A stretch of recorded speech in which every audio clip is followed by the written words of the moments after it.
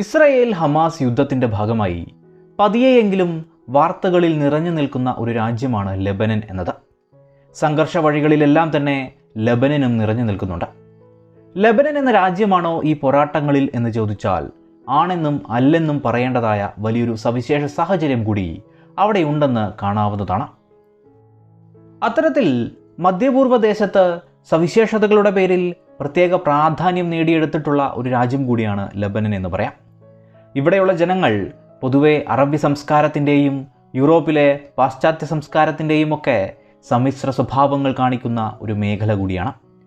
ചരിത്ര വഴികളിൽ ലെബനൻ ഉൾപ്പെടുന്ന ലെവാൻ്റെ പ്രദേശങ്ങൾ ഒട്ടനവധി സാമ്രാജ്യങ്ങൾക്ക് കീഴിലൂടെയും സംസ്കാരങ്ങളിലൂടെയും ഒക്കെ കടന്നു പോവുകയുണ്ടായി. ഇതിൻ്റെ ഭാഗമായി ഒട്ടനവധി സംസ്കാരങ്ങൾ നിറഞ്ഞ ഒരു മേഖലയായും കൂടി ഇത് മാറുകയുണ്ടായി. മതപരമായാലും സാംസ്കാരികപരമായാലും ഈ വൈവിധ്യം ലെബനനിൽ കൃത്യമായി കാണാൻ കഴിയും. പ്രത്യേകമായ ഒരു വിഭാഗത്തിന് ഭൂരിപക്ഷമൊന്നും പറയാനാവാത്ത പലരും നിറഞ്ഞു നിൽക്കുന്ന ഒരു അത്ഭുത മേഖല. അപ്രകാരം സമാധാനത്തിലൊക്കെ അധിഷ്ഠിതമായി നിലകൊണ്ടിരുന്ന ഈ ഒരു പ്രദേശമെന്നാൽ തെറ്റായ നയങ്ങളിൽ പെടുകയും അപ്രകാരം തീർത്താൽ തീരാത്ത പ്രശ്നങ്ങളിലേക്ക് കടന്നു ചെല്ലുകയുമുണ്ടായി. ഈ രാജ്യത്തിൻ്റെ മതങ്ങളുടെയൊക്കെ അവസ്ഥ പരിശോധിച്ചാൽ ഒട്ടേറെ മേഖലകളിലായി പ്രബലരായ പല വിഭാഗങ്ങളെ കാണാനാവും. ക്രിസ്ത്യൻ വിഭാഗത്തിൽപ്പെട്ട മറോണിറ്റുകൾ, മുസ്ലിങ്ങൾ, ഗ്രീക്ക് ഓർത്തഡോക്സ്, അർമേനിയൻ കത്തോലിക്ക, ഗ്രീക്ക് കത്തോലിക്ക, സിറിയൻ കത്തോലിക്ക, ഡ്രൂസ് തുടങ്ങിയവയൊക്കെ നിർണായക ഘടകങ്ങളായി ഈ രാജ്യത്ത് നിലകൊള്ളുന്നുണ്ട്. മുസ്ലിങ്ങളിൽ സുന്നി ഷിയ വിഭാഗം ഏതാണ്ട് ഒരുപോലെ തന്നെ ഈ രാജ്യത്ത് നിലനിൽക്കുന്നുണ്ട്. ക്രിസ്ത്യാനികളുടെ രാഷ്ട്രീയവും സാമൂഹികവുമായ പ്രാമാണ്യം യൂറോപ്യൻ ശക്തികളുടെ സഹായത്തോടെ നിലനിർത്താനുള്ള ശ്രമങ്ങളും, അതേ ഭാഗത്ത് മുസ്ലിം വിഭാഗമാകട്ടെ അവരുടെ അവകാശങ്ങളിൽ അധിഷ്ഠിതമായ ഒരു സിസ്റ്റത്തെ സൃഷ്ടിക്കാനുള്ള ശ്രമങ്ങളുടെ ഭാഗമായി ഈ രാജ്യം കലുഷിതമായ ഒരു രാഷ്ട്രീയ അന്തരീക്ഷത്തിലേക്ക് എത്തുകയാണുണ്ടായത്. സ്വാഭാവികമായും ഇതിനൊക്കെ കാരണമാകുന്ന ചരിത്ര വഴികൾ കൂടി നാം പരിശോധിക്കേണ്ടതായിട്ടുണ്ടല്ലോ. വിശദമാക്കാം. ആധുനിക കാലത്ത് നോക്കുമ്പോൾ ലെബനനിലെ ജനസംഖ്യ ക്രിസ്ത്യാനികൾക്കും മുസ്ലിങ്ങൾക്കും ഏതാണ്ട് തുല്യ പ്രാധാന്യത്തിൽ അധിഷ്ഠിതമായ ഒരു വ്യവസ്ഥയാണെന്ന് പറയാം. 7-ാം നൂറ്റാണ്ടിൽ മുസ്ലിം പട ലെവാൻറ്റ് മേഖലകളൊക്കെ പിടിച്ചെടുത്തതിന് ശേഷം ഉമയ്യദ്, അബ്ബാസിദ്, സെൽജുക്സ്, ഒടുവിൽ ഒട്ടോമൻ, അങ്ങനെ പല സാമ്രാജ്യങ്ങൾക്ക് കീഴിലായിരുന്നല്ലോ ഈ ഒരു പ്രദേശങ്ങളൊക്കെ തന്നെയും. അപ്രകാരം അറേബ്യൻ സാംസ്കാരിക രീതികൾ ഇവിടെ പ്രകടവുമാണ്. പക്ഷെ അപ്പോഴും ഇതൊന്നും അംഗീകരിക്കാത്ത ക്രിസ്ത്യൻ വിഭാഗങ്ങളും ഇവിടെ കാണാവുന്നതാണ്. അവർക്ക് സ്വന്തം വ്യക്തിത്വം നിലനിർത്തിക്കൊണ്ട് പാശ്ചാത്യ ക്രിസ്ത്യൻ സംസ്കാരവുമായി ബന്ധപ്പെട്ട് തുടർന്നു പോകുവാനാണ് ആഗ്രഹവും എന്നും കാണാം. ഇതാണ് പൊതുവിലുള്ള സംഘർഷങ്ങളുടെയും ചരിത്രത്തിലുണ്ടായിട്ടുള്ള സംഘർഷങ്ങളുടെയും ഒക്കെ പ്രധാന കാരണമായി പറയുന്ന ഒന്ന്. എന്തുകൊണ്ടായിരിക്കും ഇത്രയധികം സാമ്രാജ്യങ്ങൾ കടന്നുപോയിട്ടും അറേബ്യൻ സാംസ്കാരിക പൈതൃകത്തിൻ്റെ എല്ലാ അടയാളങ്ങൾ ഉള്ളപ്പോഴും തന്നെ ഈ മേഖലയിൽ ഇസ്ലാമികവൽക്കരിക്കപ്പെടാതെ നിലനിൽക്കാൻ കാരണമായത്? അതിന് കാരണം ലെബനോണിൻ്റെ ഭൂപ്രകൃതിയാണ്. മറ്റ് അറബി നാടുകളിൽ നിന്നും ഭൂമിശാസ്ത്രപരമായി ഒറ്റപ്പെട്ടു നിൽക്കുവാൻ ലെബനോണിനെ സഹായിച്ചത് പ്രകൃതിദത്തമായി അവരെ സംരക്ഷിച്ചിരുന്ന പർവ്വതനിരകൾ സൃഷ്ടിച്ച കോട്ടകളാണെന്ന് പറയാം. അതുകൊണ്ടാണ് ക്രിസ്ത്യൻ വിഭാഗങ്ങൾക്ക് അവരുടെ സ്വതന്ത്രമായ ജീവിതശൈലിയൊക്കെ തുടരുവാൻ കൂടിയായത്. ഭൂമിശാസ്ത്രപരമായ ഈ ഒറ്റപ്പെടൽ കൂടിയാണ് ലെബനോണിൻ്റെ പ്രത്യേക സ്വഭാവത്തിനും കാരണം. മറോണിറ്റ് ക്രിസ്ത്യാനികൾ മൗണ്ട് ലെബണൻ്റെ ഉത്തരമേഖലയിൽ ശക്തിയായി നിലനിന്നപ്പോൾ ദക്ഷിണ മേഖലയിൽ 11-ാം നൂറ്റാണ്ടിൽ ഷിയ ഇസ്ലാമിൽ നിന്ന് ഉരുത്തിരിഞ്ഞ ഡ്രൂസ് വിഭാഗവുമാണ് ഉണ്ടായിരുന്നത്. ഇവർ തന്നെയാണ് കാലങ്ങളായി ലെബനനെ ഭരിച്ചിരുന്നതും. പൊതുവിൽ സ്വയം ഭരണരീതിയായിരുന്നു ഇവർക്ക് ഉണ്ടായിരുന്നത്. ഒപ്പം ഒരു കാലം വരെയും ഇരുകൂട്ടരും തമ്മിൽ സമാധാന രീതികളും അവിടെ നിലനിന്നിരുന്നു. ഒട്ടോമൻ സാമ്രാജ്യമൊക്കെ അറബി നാടുകൾ മുഴുവനായി കീഴടക്കിയെങ്കിൽ പോലും ലെബനോണിനെ നേരിട്ടുള്ള നിയന്ത്രണത്തിൽ കൊണ്ടുവരാൻ സാധിച്ചിട്ടില്ല എന്നുകൂടി കാണാവുന്നതാണ്. അതിന് കാരണവും ഈ പ്രകൃതിദത്തമായ മലനിരകൾ നൽകിയ സുരക്ഷ തന്നെയാണ്. ഒട്ടോമൻ ഭരണാധികാരിയായിരുന്ന സുൽത്താൻ സലീം 1516 ലെബനൻ ആക്രമിക്കുകയുണ്ടായി. എങ്കിലും അദ്ദേഹത്തിൻ്റെ സ്വാധീന വലയം പൂർണ്ണമാവാതെ പോയതിനും കാരണം പർവ്വതനിരകൾ കോട്ടകളായി നിലനിന്നത് തന്നെയാണ്. അതിൻ്റെ തുടർച്ചയെന്നോണം നയപരമായ നീക്കം കൂടിയായിരുന്നു ഡ്രൂസ് ഭരണാധികാരിയെ സുൽത്താൻ പർവ്വതങ്ങളുടെ രാജാവ് എന്നൊക്കെയുള്ള വിശേഷണം നൽകാനുണ്ടായ കാരണം. മറ്റൊരർത്ഥത്തിൽ ഒട്ടോമൻ സാമ്രാജ്യത്തിന് ഇന്നത്തെ പ്രധാന ലെബനൻ മേഖലകളിൽ നേരിട്ടുള്ള സ്വാധീനം സൃഷ്ടിക്കാൻ ബുദ്ധിമുട്ടുകയുണ്ടായി. ഒട്ടോമൻ തലസ്ഥാന മേഖലകളുമായി ഇവർ നാമമാത്രമായ ബന്ധം സൂക്ഷിക്കുകയും ചെയ്തു. മൗണ്ട് ലെബനൻ മേഖലയിലെ സ്വയം ഭരണാവകാശമുള്ള ഭരണാധികാരികൾ സ്വയം ഭരിക്കുകയും ഒരു നികുതി ഒട്ടോമൻ സാമ്രാജ്യത്തിന് നൽകുകയുമാണ് ഉണ്ടായത്. എന്നാൽ 1590-നും 1635-നുമൊക്കെ ഇടയ്ക്ക് ലബനൻ ഭരിച്ചിരുന്ന ദ്രൂസിലെ അമീറായ ഫക്രുദ്ദീൻ ഒട്ടോമൻ സുൽത്താനുമായി ഇടയുകയും യൂറോപ്യൻ രാജ്യങ്ങളുമായൊക്കെ ചേർന്ന് നേരിട്ട് ബന്ധം പുലർത്തിക്കൊണ്ട് വിശാലമായ ഒരു ലെബനൻ രാജ്യം സൃഷ്ടിക്കാൻ ശ്രമിക്കുകയുമുണ്ടായി. മറ്റൊരർത്ഥത്തിൽ ഡ്രൂസ് വിഭാഗത്തെയും മറോണിറ്റ് വിഭാഗത്തെയും ഒത്തൊരുമയോടെ കൊണ്ടുപോവാൻ അദ്ദേഹം ശ്രമങ്ങൾ നടത്തി. അതുകൊണ്ട് തന്നെ പലരും അദ്ദേഹത്തെ ആ രാജ്യത്തിൻ്റെ പിതാവുമായൊക്കെ കണക്കാക്കാറുണ്ട്. എങ്കിലും പൂർണ്ണ വിജയം നേടാനാവാതെ അദ്ദേഹം പരാജയപ്പെടുകയാണ് ഉണ്ടായത്.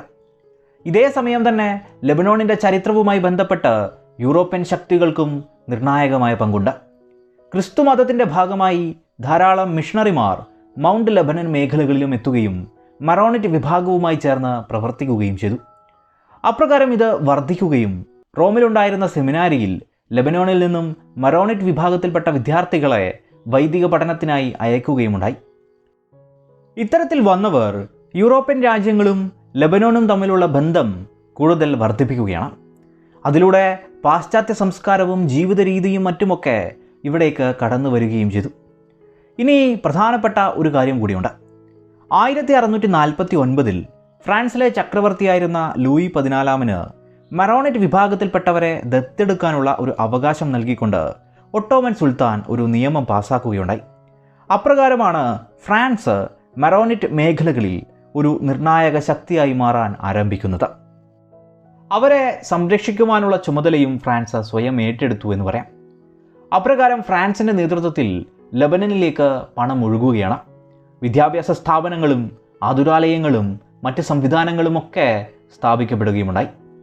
അപ്രകാരം മറോണിറ്റ് വിഭാഗം അതിശക്തമാവാൻ ആരംഭിക്കുകയും 1800-നിപ്പുറം മുസ്ലിങ്ങളെയും ദ്രൂസുകളെയും ഒക്കെ വെല്ലുവിളിക്കാൻ ശക്തിയുള്ള ഒരു ഘടകമായി മാറുകയുമുണ്ടായി.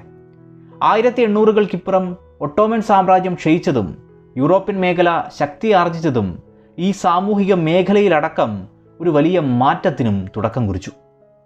നേരത്തെ തന്നെ അത്രമേൽ നിയന്ത്രണമൊന്നും സാധ്യമാവാതിരുന്ന ഒട്ടോമൻ സാമ്രാജ്യത്തിന് ലെബനനിലെ പുതിയ പ്രശ്നങ്ങളെ നേരിടാനൊന്നുമായില്ല. അല്ലെങ്കിൽ അവരത് നോക്കിയില്ല. ഈ കാലത്ത് ഈജിപ്തിൻ്റെ നായകനായി ഉയർന്നു വന്നിട്ടുള്ള മുഹമ്മദ് അലിയെ തകർക്കാനും ഒട്ടോമന് യൂറോപ്യൻ ശക്തികളുടെ ഇടപെടൽ ആവശ്യമായി വരികയുണ്ടായി. ഏതായാലും വർദ്ധിച്ചു വന്ന ഈ ഒരു സാമൂഹിക മാറ്റം മറോണിറ്റ് വിഭാഗവും ഡ്രൂസ് വിഭാഗവും തമ്മിലുള്ള ഏറ്റുമുട്ടലുകൾക്ക് കൂടി വഴിവെച്ചു. ഫ്രഞ്ച് മേഖല മറോണിറ്റ് വിഭാഗത്തിന് പിന്തുണ നൽകിയപ്പോൾ ബ്രിട്ടീഷ് ഡ്രൂസ് മേഖലകൾക്കും പിന്തുണ നൽകുകയുണ്ടായി.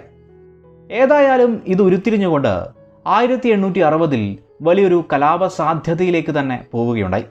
മറ്റൊരർത്ഥത്തിൽ ലെബനനിൻ്റെ ചരിത്രത്തിൽ നിർണായകമായ ഒരു വഴിത്തിരിവിന് കാരണമായതും ഇന്ന് നടക്കുന്ന സംഭവ വികാസങ്ങൾക്കടക്കം മൂലകാരണവുമായി നിലനിൽക്കുന്ന ഒന്ന് എന്ന് പറയാം. 1860 കാലത്ത് മറോണിറ്റ് വിഭാഗവും ഡ്രൂസ് വിഭാഗവും തമ്മിൽ പലയിടത്തും പോരടിക്കുകയുണ്ടായി. ആയിരക്കണക്കിന് മനുഷ്യർ കൊല്ലപ്പെടുകയുമുണ്ടായി. അതിനെ പെട്ടെന്ന് തടയാൻ ഒട്ടോമൻ സാമ്രാജ്യത്തിന് ഈ മേഖലകളിൽ അത്ര കണ്ട് ശക്തിയും ഉണ്ടായിരുന്നില്ല. പല മേഖലകളിലും കൂട്ടക്കൊലകൾ തന്നെ നടന്നു. അതിൻ്റെ തുടർച്ചയെന്നോണം ദമാസ്കസിലും ക്രിസ്ത്യൻ കമ്മ്യൂണിറ്റിക്ക് നേരെ ഒരു വമ്പൻ കൂട്ടക്കൊലയൊക്കെ നടക്കുകയുണ്ടായി. ഇത്തരത്തിൽ കലാപം പടർന്നതോടെ ഫ്രാൻസ് ഇടപെടുകയാണ്. അങ്ങനെ ഇതിൻ്റെയൊക്കെ ഭാഗമായി ഫ്രഞ്ച് സൈന്യം ലെബനനിൽ എത്തുകയുമൊക്കെ ഉണ്ടായി. കലാപമൊക്കെ അങ്ങനെ അവസാനിക്കുകയും ഇതിൻ്റെ തുടർച്ചയെന്നോണം ഒട്ടേറെ ചർച്ചകളൊക്കെ നടക്കുകയുമുണ്ടായി. അങ്ങനെ ലെബനൻ കേന്ദ്രമാക്കി ഒരു പ്രവിശ്യ രൂപീകരിച്ച് ക്രിസ്ത്യാനിയായ ഒരു ഗവർണറെ നിയമിച്ചുകൊണ്ട് സുൽത്താൻ ഉത്തരവിടുകയുണ്ടായി. അങ്ങനെ ലെബനൻ ഒരു പ്രത്യേക മേഖലയാവുകയാണ്. ഗവർണറുടെ കീഴിൽ ഒരു കേന്ദ്രീകൃത ഭരണസമിതി നിലവിൽ വരികയും അതിൽ വിവിധ മതവിഭാഗങ്ങളുടെ പ്രതിനിധികൾക്ക് അതാത് വിഭാഗങ്ങളുടെ ജനസംഖ്യാനുപാതികമായി അംഗത്വം നൽകുകയും ചെയ്തു. മറോണിറ്റുകൾ, ഗ്രീക്ക് കത്തോലിക്കർ, ഗ്രീക്ക് ഓർത്തഡോക്സ്, ഡ്രൂസുകൾ, മുസ്ലിങ്ങൾ എന്നിവർക്ക് ആ സമിതിയിൽ പ്രാതിനിധ്യമുണ്ടായി. 1861 നിലവിൽ വന്ന ഈ ഒരു സംവിധാനമാണ് ഇന്നും ലെബനനിൽ നിലനിൽക്കുന്ന രാഷ്ട്രീയ സംവിധാനത്തിൻ്റെ അടിസ്ഥാനം എന്നുകൂടി മനസ്സിലാക്കുക. ഇത്തരത്തിൽ പുതിയൊരു ലെബനൻ രൂപപ്പെടുകയാണല്ലോ. ഫ്രഞ്ച് ശക്തി നിലനിൽക്കുകയും ഒട്ടോമൻ സാമ്രാജ്യം ക്ഷയിക്കുകയും ചെയ്യുന്ന കാലം കൂടിയാണത്. രാഷ്ട്രീയ മേഖലകളിലടക്കം വർദ്ധിച്ചു വന്ന ഫ്രഞ്ച് സ്വാധീനം അങ്ങനെ ലെബനൻ്റെ സാമൂഹിക രാഷ്ട്രീയ മേഖലകളിലടക്കം ശക്തി ആർജിക്കുവാൻ തുടങ്ങി. ലെബനനിലെ മാതൃഭാഷയായിരുന്ന അറബിയേക്കാൾ പ്രാമാണ്യം ഫ്രഞ്ച് ഭാഷയ്ക്ക് വന്നു ചേർന്നു. വിദ്യാഭ്യാസ മാധ്യമമൊക്കെ ഫ്രഞ്ച് ഭാഷയായിരുന്നതുകൊണ്ട് തന്നെ യൂറോപ്യൻ സംസ്കാരത്തോടും അവരുടെ ജീവിത രീതികളോടും യുവാക്കൾ താല്പര്യം കാണിച്ചു തുടങ്ങി. ഉന്നത കുടുംബങ്ങളും മക്കളെ ഫ്രഞ്ച് നിലവാരമുള്ള ജീവിത രീതികളിലേക്കും വിദ്യാഭ്യാസ സ്ഥാപനങ്ങളിലേക്കും പറഞ്ഞയച്ചു. ആ കാലഘട്ടത്തിലെ മറ്റ് അറബി നാടുകളിൽ നിന്നും വ്യത്യസ്തമായി ലെബനനിൽ ഉണ്ടായിട്ടുള്ള സാക്ഷരതയ്ക്കും ബിരുദധാരികളുടെ വലിയ എണ്ണത്തിനുമൊക്കെ കാരണവും ഇതുതന്നെയാണ്. ഏതായാലും സാമൂഹിക രാഷ്ട്രീയ സാംസ്കാരിക മേഖലകളിലെല്ലാം തന്നെ ക്രിസ്ത്യാനികൾക്കുണ്ടായ പുരോഗതിയും സമൂഹ മേഖലയിലെ സ്വാധീനവും ലെബനോണിലെ പൊതുജീവിതത്തിൽ സംഘർഷങ്ങളുടെ തുടക്കത്തിനും കാരണമായി. 1860-ലുണ്ടായ കലാപത്തെ തുടർന്ന് കുറേയധികം ക്രിസ്ത്യാനികളൊക്കെ യൂറോപ്പിലേക്ക് കുടിയേറിയിരുന്നു. എന്നാൽ പിന്നീട് ഫ്രാൻസിൻ്റെ സ്വാധീനത്തിലും സാമ്പത്തിക രംഗത്തുണ്ടായിട്ടുള്ള പുരോഗതിയിലും വ്യവസ്ഥകൾ മാറിമറിഞ്ഞു. യൂറോപ്യൻ രാജ്യങ്ങളുമായുള്ള ബന്ധത്തിൻ്റെയും ബിസിനസ് മേഖലകളുടെയും ഇടയിലെ പാലമായി ഈ കുടിയേറിയവർ നിലകൊണ്ടു. ഏതായാലും ഇത്തരത്തിൽ ലെബനൻ പാശ്ചാത്യവൽക്കരിക്കപ്പെടുന്നത് അറബിക് ദേശീയ ബോധമുള്ളവർ ആ കാലത്ത് എതിർക്കുകയാണുണ്ടായത്.